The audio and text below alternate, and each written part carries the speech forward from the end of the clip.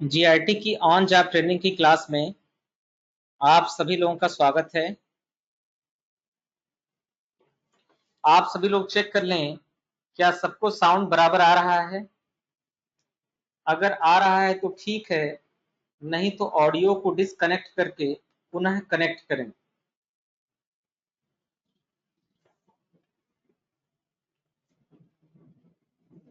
एक बार सभी लोग चेक कर लें, क्या सबको ऑडियो सुनाई दे रहा है? अगर नहीं सुनाई दे रहा है तो एक बार ऑडियो को डिस्कनेक्ट करके और पुनः कनेक्ट करें। आज की क्लास में हम लोगों को सीखना है एमआरपी वाइज स्टॉक मेंटेनेंस इन बीजी। बहुत ही इंपॉर्टेंट फीचर्स है। बीजी में स्टॉक को एमआरपी वाइज कैसे मेंटेन करना है, ये आज की क्लास में आप लोगों को सिखाया जाएगा। जो लोग लाइव क्लास नहीं देख रहे हैं वो लोग रिकॉर्डिंग के लिए बार बार मैसेज ना करें। मैं आपको पहले भी बता चुका हूं, रिकॉर्डिंग प्रतिदिन की उपलब्ध हो ऐसी गारंटी नहीं है। लाइव क्लास आपकी पर डे चलेगी, आप लोग इसमें देखें और देखकर अच्छे से सीखें। तो सबसे पहले ये जानते हैं कि एमआरपी क्या होता है। एमआरपी का पूरा मतलब होता है max retail price. Max retail price Hindi में अगर बोलें तो हम कह सकते हैं अधिकतम खुदरा मूल्य। यानी किसी भी गुड्स को अगर फुटकर में खरीदा या बेचा जाए तो उसका जो अपर लिमिट है वैल्यू का, उसके प्राइस का, उसको अधिक से अधिक कितने दामों में सेल किया जा सकता है, वह एमआरपी बताता है। यानी एमआरपी से यह कंफर्म होता है कि इस गुड्स को अधिक से अधिक कितने दाम में हम सेल कर सकते हैं, यह एमआरपी डिसाइड करता है। ठीक है, तो एमआरपी का मतलब हुआ मैक्स रिटेल प्राइस, यानी किसी भी गुड्स का अधिकतम मूल्य। ठीक, वो भी मूल्य कैसा, फुटकर में अधिकतम मूल्य उसका कितना हो, यह आपका एमआरपी कहलाता है। ठीक है, तो एमआरपी के बारे में समझ में आ गया। एमआरपी क्या है? एमआरपी का मतलब होता है मैक्स रिटेल प्राइस, अधिकतम खुदरा मूल्य जो है एमआरपी कहलाता है। ठीक है, चलिए अब बीजी में एमआरपी को इंप्लीमेंट कैसे करना है उसके बारे में कुछ सीखते हैं। तो बीजी में एमआरपी को इंप्लीमेंट करने का तरीका, ये 4-5 स्टेप्स हैं जिस स्टेप्स के माध्यम से हम एमआरपी को बीजी में सॉफ्टवेयर में इंप्लीमेंट करेंगे। एमआरपी को बीजी में इंप्लीमेंट करने के ये हमारे स्टेप्स हैं। Step 1, step 2, step 3, step 4 and step 5। ठीक, स्टेप 1 में हमको क्या करना है? स्टेप 1 में हमको फीचर्स ऑप्शन में जाना है, फिर इन्वेंट्री टैब में जाना है, और इन्वेंट्री टैब में जाने के बाद एमआरपी स्टॉक डिटेल्स के ऑप्शन को यस करना है। तो सबसे पहले आपको यही काम करना होगा। बीजी ओपन करने के बाद फीचर्स में आप जाएंगे, फिर ऑप्शन में जाएंगे, इन्वेंट्री टैब में जाएंगे, और वहां पर आपको यह ऑप्शन वर्क करेगा। एक बार आप लोग स्क्रीनशॉट ले लें इस पेज का, फिर स्क्रीनशॉट लेने के बाद हम इस पेज पर कुछ चीजों को समझाएं। अभी डायग्राम को मैं हटा दे रहा हूं और एक बार आप लोग इसका अच्छे से स्क्रीनशॉट ले लें और अपनी कॉपी में क्लास खत्म होने के बाद नोट भी कर लें ये सारे स्टेप्स। फिर स्टेप 2 में हमको क्या करना है? इंडिविजुअल आइटम पर, जिन जिन आइटम पर हमको एमआरपी का प्रयोग करना है, उन उन आइटम में जाकर उसमें एमआरपी के फीचर्स को इनेबल करना होगा। स्टेप 3 में हमको क्या करना है? एमआरपी के अनुसार परचेज और सेल का प्राइस निर्धारित करना है।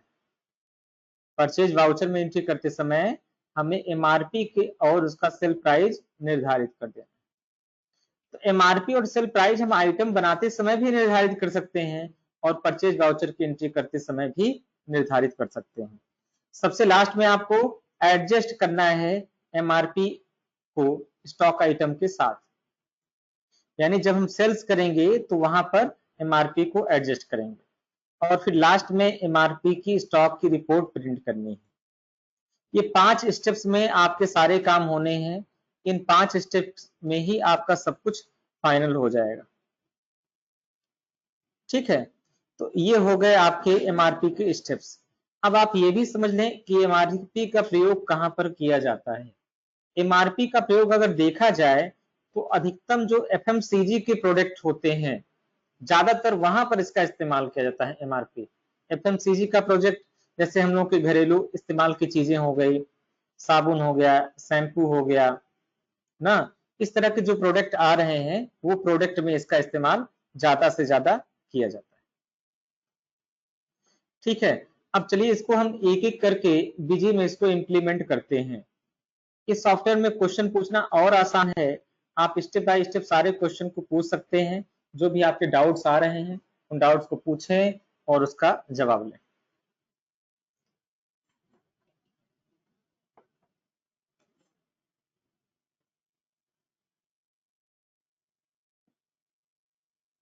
ठीक है, तो अब हम लोग वापस आते हैं, अपनी कंपनी को ओपन करते हैं और कंपनी ओपन करने के बाद वहां पर सारे एमआरपी के चीजों को इम्प्लीमेंट करते हैं। तो मैं आपको लेकर चल रहा हूं बीजी की स्क्रीन पर जहां पर हमको काम करना है।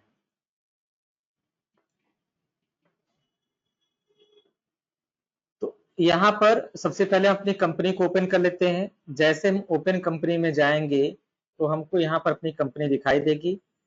हम अपनी कंपनी को सेलेक्ट कर लेंगे। सेलेक्ट करने के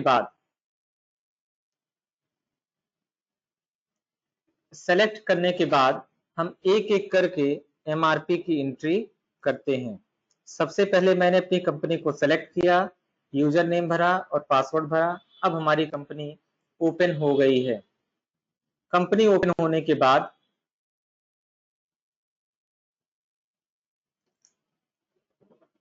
अब हमें क्या करना है, सबसे पहले हमको जाना है ट्रांजैक्शन में और परचेज में। लेकिन इस परचेज की भी एंट्री करने से पहले हमें इस एमआरपी का दो इस्तेमाल करना है, परचेज के साथ और सेल के साथ। सबसे पहले आपको कॉन्फ़िगरेशन में जाना है।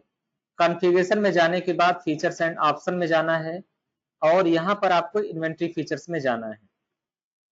फिर से आप लोग देखें, सबसे पहले हमको क्या क्या चीजें सेलेक्ट करनी है। सबसे पहले हमको जाना है कॉन्फ़िगरेशन में। तो हम यहाँ पर हाईलाइट आपको कर दे रहे हैं जिससे आपको दिखाई दे कि कॉन्फ़िगरेशन मेनू कहाँ पर है।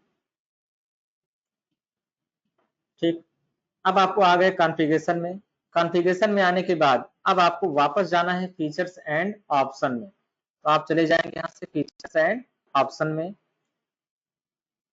फीचर एंड ऑप्शन में जाने के बाद अब आपको जाना है इन्वेंट्री फीचर्स में।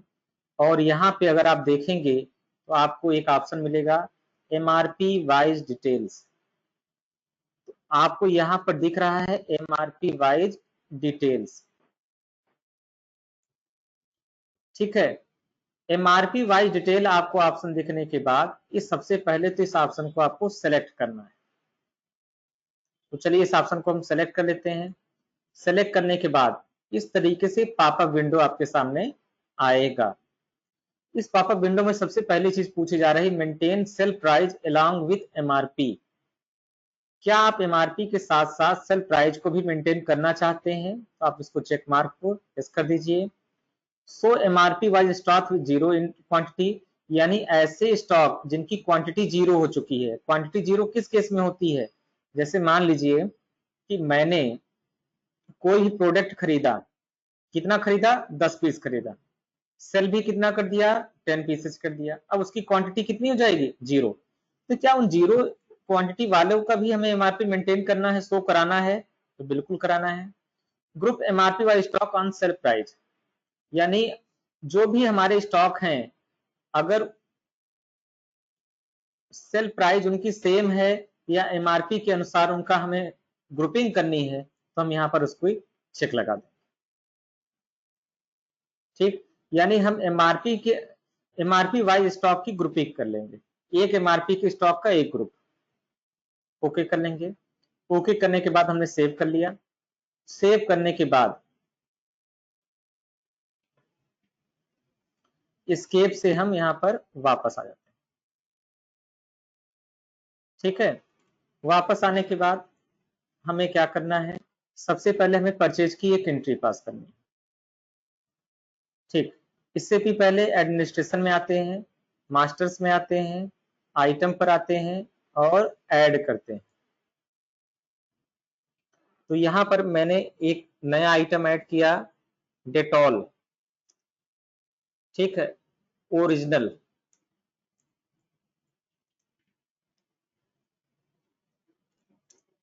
125 ग्राम।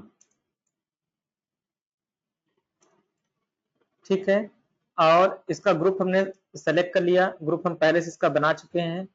ठीक, तो यहां पर आप देखें तो अगर आपको ग्रुप यहां से नहीं दिख रहा है तो आप F3 बटन प्रेस करके ग्रुप को क्रिएट कर लें। यहाँ एक ग्रुप आपको बनाना है सोप का, ये पहले से यहाँ पे दिखा रहा है तो आप उस सोप को सेलेक्ट करें।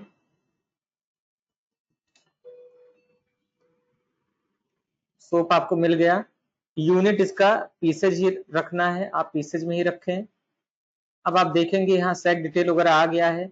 अब यहाँ पे कुछ चीजें आप डिफाइन कर दें, जैसे सेल प्राइस। तो आपने सपोज करिए सेल प्राइस आपने रख दिया 48 रुपीज, परचेज प्राइस 45 रुपीज, यानी 45 रुपए में आप खरीद रहे हैं, 48 रुपए में सेल कर रहे हैं। एमआरपी कितना है इस पे, एमआरपी है 50 रुपए। बाकी चीजों से अभी कोई मतलब नहीं है। और आप यहाँ पर आएंगे तो एक ऑप्शन आपको मिलेगा एमआरपी वाइज डिटेल, तो इस ऑप्शन को आप वाई प्रेस करके यस करें। मैं हाईलाइट कर दे रहा हूँ आपको, यहाँ पर एक ऑप्शन दे रखा है एमआरपी वाइज डिटेल, इस ऑप्शन को आपको यस करना है। ठीक, यस करने के बाद आप सेव के बटन पर क्लिक करें। सेव के बटन पर क्लिक करने के बाद आप स्केप से वापस आ जाएं। अब हमको जाना है ट्रांजैक्शन में और परचेज में और ऐड करना है।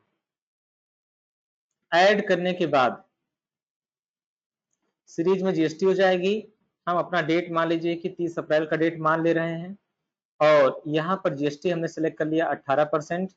नेम ऑफ पार्टी के नेम में हमने सेलेक्ट कर लिया RK traders. Material centre main store हो गया।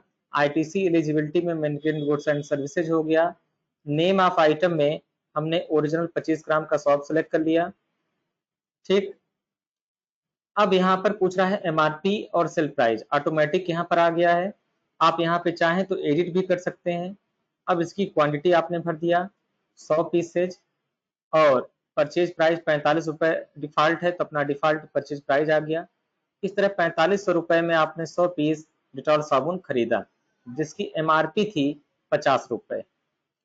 अच्छा, चलिए कुछ दिन बाद सपोज करिए कंपनी ने एमआरपी को चेंज कर दिया, उसी साबुन का जो है एमआरपी चेंज हो गया। इस बार एमआरपी चेंज होके 50 से 52 हो गया। अब आपने सेल प्राइस 48 से बढ़ाकर 50 कर दिया और आपने खरीदा 100 क्वांटिटी इसको भी, और इसका जो प्राइस है वो सेल परचेज प्राइस जो आपका है वो 45 से बढ़कर 47 रुपए हो गया, 47 रुपीज। इस तरह एक ही आइटम आपने दो अलग अलग एमआरपी के परचेज कर लिए और परचेज करने के बाद आपने अप्लाई टैक्स पर क्लिक कर दिया। टैक्स पर क्लिक करने के बाद आप सेव के बटन पर क्लिक करके और यहाँ पर बिल नंबर आपने भर दिया 1355 और फिर इसको आपने सेव कर दिया। इस तरह आपने एक परचेज की एंट्री पास कर ली। इसको सेव कर लेते हैं। सेव करने के बाद अब हम देखते हैं कि सेल्स पर हमें कैसे एंट्री करनी है। तो सबसे पहले हमको जाना होगा कॉन्फ़िगरेशन में। कॉन्फ़िगरेशन में जाने के बाद वाउचर कॉन्फ़िगरेशन में जाना होगा और यहाँ सेल्स पर क्लिक करके अगर हमें B2B करना है तो B2B और B2C करना है तो B2C को सेलेक्ट करना होगा। तो यहाँ पर हम B2C का एग्जांपल ले रहे हैं। B2C सेलेक्ट कर लिया और वाउचर कॉन्फ़िगरेशन में जाते हैं और यहाँ पर एक ऑप्शन आता है enable advance POS data entry. ठीक है, enable advance POS data entry. और आप यहाँ पर एक देखेंगे input item MRP, input item MRP को यस कर लें और यस करने के बाद एक ऑप्शन आता है enable advance POS data entry. Friends, POS शब्द मुझे 2 बार मिला। इसके पहले एक बार पीओएस मिला था तो मैंने आपको बताया था प्लेस ऑफ सप्लाई, यानी जीएसटी के रिस्पेक्ट में अगर कभी भी ये पूछा जाएगा जीएसटी के केस में कि पीओएस क्या होता है, तो आप बताएंगे पीओएस का मतलब होता है प्लेस ऑफ सप्लाई, यानी वह स्टेट जहां पर हम गुड्स अपना सेल कर रहे हैं वो हमारा प्लेस ऑफ सप्लाई हो गया। जैसे मान लीजिए बिहार के किसी डिस्ट्रिक्ट में हम गुड्स सेल कर रहे हैं तो मेरा प्लेस ऑफ सप्लाई बिहार होगा, दिल्ली सेल कर रहे हैं तो दिल्ली होगा, यूपी में सेल कर रहे हैं तो यूपी होगा। लेकिन यहाँ पर जो पीओएस है उसका मतलब होता है point of sales. Point of sales accounting का एक ऐसा फीचर्स है जो वहां पर इस्तेमाल किया जाता है जहां पर नंबर ऑफ इनवॉइसेस बहुत तेजी से इशू करने हो, बहुत जल्दी से इशू करना हो, इन सारे केसेस में। ठीक है, तो हमें क्या करना है, हमें यहाँ पर पीओएस के ऑप्शन को यस करना है, और यस करने के बाद यहाँ पर ऑप्शन एक पूछेगा कॉन्फ़िगर एडवांस पीओएस ऑप्शन, आपको यहाँ पर क्लिक करना है। और क्लिक करने के बाद यहाँ पर आपको क्या क्या चीजें यस करनी है, यहाँ पर एक आइटम आपको मिलेगा शो आइटम एमआरपी, आप इसे यस कर लेंगे। और यस करने के बाद आप यहाँ पर कोई चेंजेस नहीं करेंगे और सिर्फ आप इसको सेव कर, ठीक है। यहाँ मटेरियल सेंटर पूछ रहा है, आप मेन स्टोर सेलेक्ट करें, फिर सेव करें। बोला please specify a valid party as a fix type, ठीक है। तो यहाँ पर आप पार्टी भी चाहें तो अपना डिफाइन कर सकते हैं, हमने कैश सेलेक्ट कर लिया, ठीक है। इसको मटेरियल सेंटर नंबर हमारा फिक्स हो गया, मेन स्टोर सेलेक्ट कर लिया, इसको सेव करें। अब सेव करने के बाद आप यहाँ से एक बार दोबारा चाहें तो चेक कर लें कि जो चेंजेज आपने किया था वो चेंजेज यहाँ पर है या नहीं। यहाँ एमआरपी को आपने यस किया था, यहाँ फिक्स किया था, मेन स्टोर किया था, ये सारा चीज करने के बाद सेव कर लें। सेव करने के बाद वापस आ जाएं, और वापस आने के बाद अब आप ट्रांजेक्शन में जाएं और सेल्स में जाएं और यहाँ पर ऐड पर क्लिक करें। सबसे पहले आपको सीरीज पूछेगा, अब अगर B2B सेलेक्ट कर लेते हैं तो B2B में कोई अंतर नहीं दिखाई देगा, जैसे B2C सेलेक्ट करेंगे तो आपको इस तरीके से स्क्रीन आगे बढ़ेगी। अब सपोज करिए यहाँ पर पार्टी का नाम हमने सेलेक्ट कर लिया कैश, कैश सेलेक्ट करने के बाद यहाँ पर जिस कस्टमर को हमको बिल देना होगा हम उसके नाम से बिल बना लेंगे। मान लीजिए कि हमारे कस्टमर का नाम अनुराग सिंह है, तो हम यहाँ पार्टी का नाम अनुराग सिंह डाल दिए, एड्रेस भर दिए, स्टेशन रोड जगदीशपुरम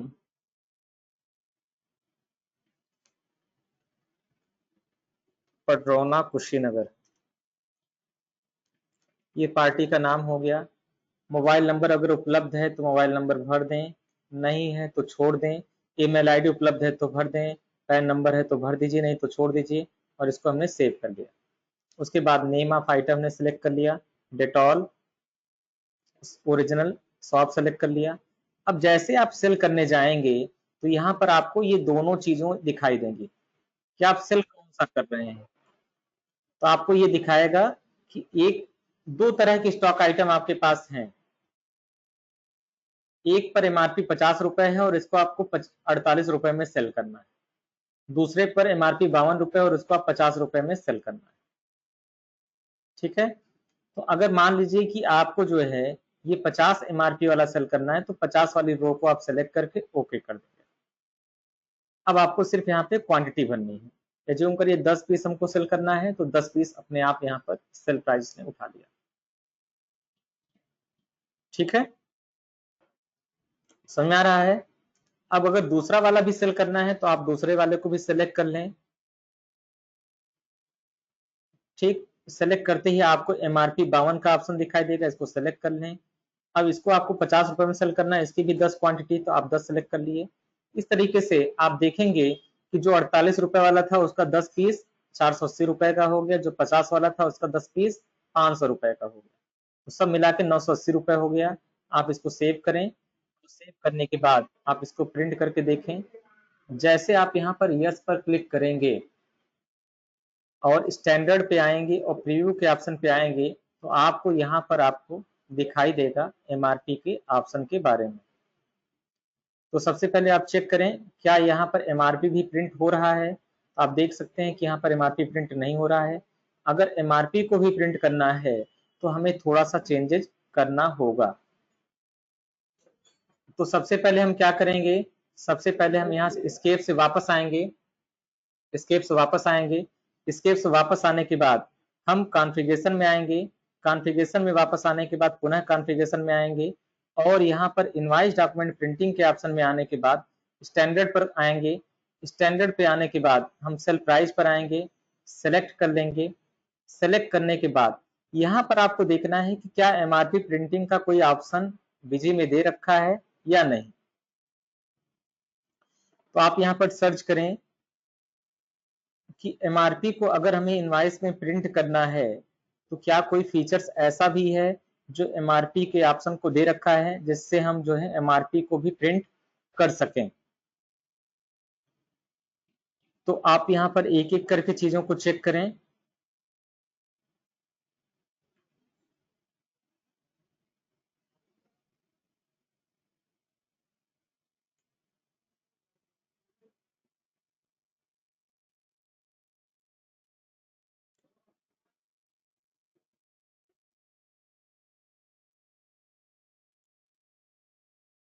तो यहाँ पर एमआरपी के ऑप्शन को प्रिंट करने के लिए नहीं दे रखा है।